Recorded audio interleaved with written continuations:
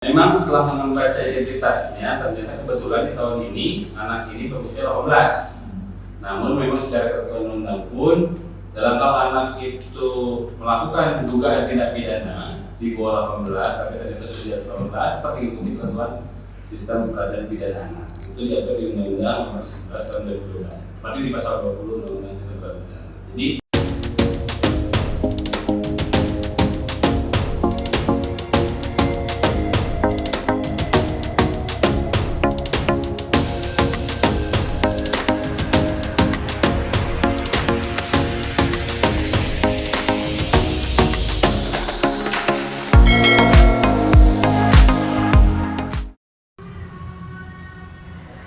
saat ini saya berada di kantor Pengadilan Negeri Penajam Pasir Utara.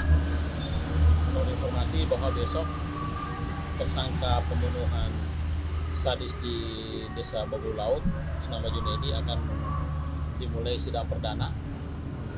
Insya Allah besok sekitar jam 10 hingga 11 akan laksanakan sidang perdana. Menurut juru bicara Pengadilan Negeri Penajam Pasir Utara, Abjad Kosan, bahwa sidang pertama besok itu akan 3 majelis hakim akan disiapkan dan ditargetkan dalam waktu 2 pekan sidang ini akan selesai, dan sidang ini sendiri akan dilakukan secara tertutup mengingat tersangka masih di bawah umur. Untuk lebih jelasnya simak penjelasan dari juru bicara Pengadilan Negeri Penajam Pasir Utara. kebetulan perkara yang cukup menarik perhatian publik. Nah, di sini akan kami sampaikan terkait dengan itu. Yang pertama, pada hari Jumat tanggal 23 Februari yang lalu, Pengadilan Penajam sudah menerima berkas limpahan perkara anak dengan inisial J. Nah, kemarin hari Jumat langsung diregister dan kita sudah menyatakan berkas lengkap. Nah, setelah berkas lengkap itu telah kita verifikasi, ternyata ini masuk kategori perkara anak. Kenapa perkara anak? Karena memang anak ini yang inisial J ini itu usianya di bawah 18 tahun sebagaimana undang-undang, sehingga harus mengikuti ketentuan sistem peradilan pidana anak. Nah, memang setelah membaca identitasnya, ternyata kebetulan di tahun ini anak ini berusia 18.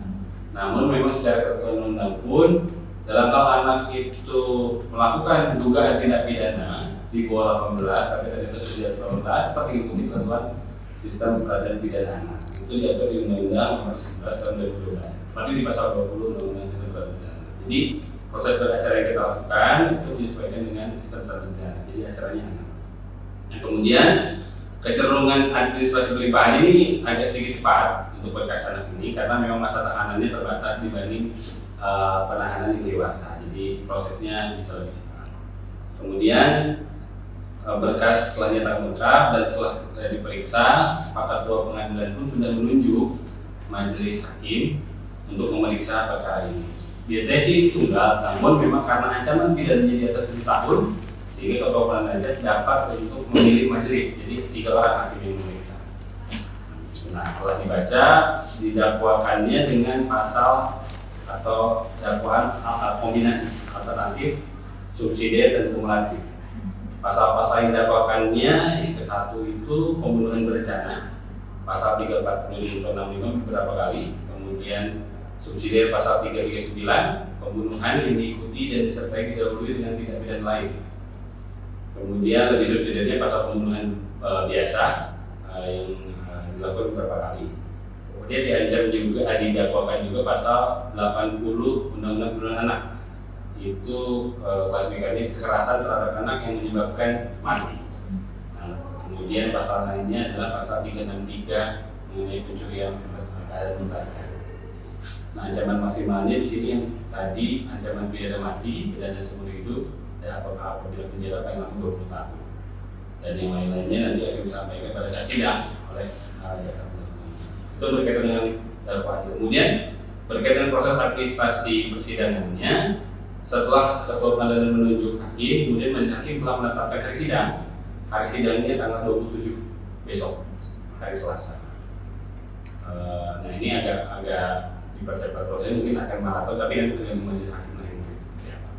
Dan proses persidangannya pun itu sebagaimana ketentuan undang-undang dilaksanakan secara tertutup, sehingga umum, wartawan, pers jadi tidak bisa ikut persidangan. Namun pada saat putusan itu sifatnya terbuka.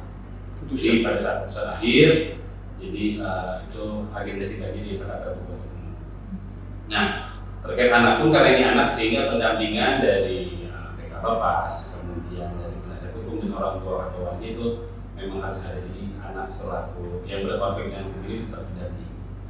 Nah, terkait dengan pokok perkara segala macam itu jadi menjadi kewenangan majelis hakim, sehingga informasi tersebut mungkin nanti pada saat akhir putusan akhir itu segala pertimbangannya akan disampaikan secara terbuka. Itu terkait dengan proses ini. Mungkin sementara itu yang bisa saya sampaikan terkait informasi perkara terakhir ini. Mungkin selebihnya karena ini sifatnya tertutup jadi belum bisa saya sampaikan semua. Sementara itu ada pertanyaan barangkali? Itu kan ada permintaan dari keluarga korban untuk turut hadir di persidangan itu. Okay. Itu bagaimana itu? Nah, terkait dengan kehadiran, pertama memang karena sidang tertutup, jadi terbatas dan memang tidak ada semua orang. Kedua, apabila memang dari pihak korban, mungkin nanti pas keterangan saksi, tapi itu kayak majelis hakim. Dan pun kalau yang mengikuti pun itu yang berkaitan dengan perkara, tapi tidak semua. Biasanya pun yang mendampingi saja. Kalau nanti semua keluarga masuk nggak bisa, karena sifatnya memang ini sudah limitatif, kita sidangnya tertutup. Mau tidak mau, karena itu lagi. Proses ini berjalan berapa lama, Bang? Oke, di persidangan ya. Iya. Kalau kita ikuti tahanan kan masa penahanan di pengadilan itu pertama kemarin majelis hakim telah menetapkan 10 hari penahanan. Ini untuk kepentingan pemeriksaannya. Apabila memang masih dimungkinkan untuk pemeriksaan lagi, jadi bisa ditambah 15 hari. Itu totalnya 25 hari untuk penahanan anak. Nah, jadi dalam waktu itu aja 25 hari. Namun kami biasanya menyelesaikan perkara itu sebelum habis masa tahanan. Dan kebijaksanaan dari Bapak Ketua Pengadilan itu agar 10 hari sebelum habis itu sudah diputus. Jadi kurang lebih 15 hari. Kan sekarang sudah kepotong, kemarin kan Jumat masuk tuh. Jadi tahanan sudah berjalan 4 hari. Jadi kurang lebih ya sisa 10 hari, kalau enggak 1 minggu atau minggu depan mungkin bisa. Tapi lagi-lagi tergantung majelis hakim ya, kami tidak bisa memastikan. Saya juga bukan berarti menginformasi sejauh mana. Cuman biasanya cepat, jadi 10 hari itu sudah bisa. Biasanya itu ya. Jadi menyesuaikan dengan masa tahanan, jadi nggak lebih sampai masa tahanan habis. Persidangan ini berapa kali? Kalau agenda sidang kan alutan dari awal dakwaan, pembacaan amalan dan papan, kemudian pemeriksaan saksi. Kalau berapa kalinya tergantung majelis hakim, bisa saja langsung sekaligus kalau mengingat waktunya senggang segala. Tapi kalau memang ternyata masih ada alat bukti yang belum bisa dihadirkan atau bahkan ada kepentingan lain, bisa ditunda beberapa kali. Pokoknya bisa maraton setiap hari, bisa dijeda 1 hari 2 hari, tapi yang jelas kurang lebih sampai 10 hari itu sudah selesai. Tidak lama-lama kayak perkara yang lain jumlahnya berminggu-minggu kan. Kalau untuk perkara anak ini relatif rata-rata ya itu agak sedikit dipercepat karena masa tahanannya itu yang terbatas. Jadi bisa lama. Besok agenda sidang apa? Besok agenda sidang pertama pembacaan dakwaan, kemudian laporan hasil penelitian dari pendamping pemasyarakatan Balai Pemasyarakatan PK Bapas. Nah, kalau memang ada keberatan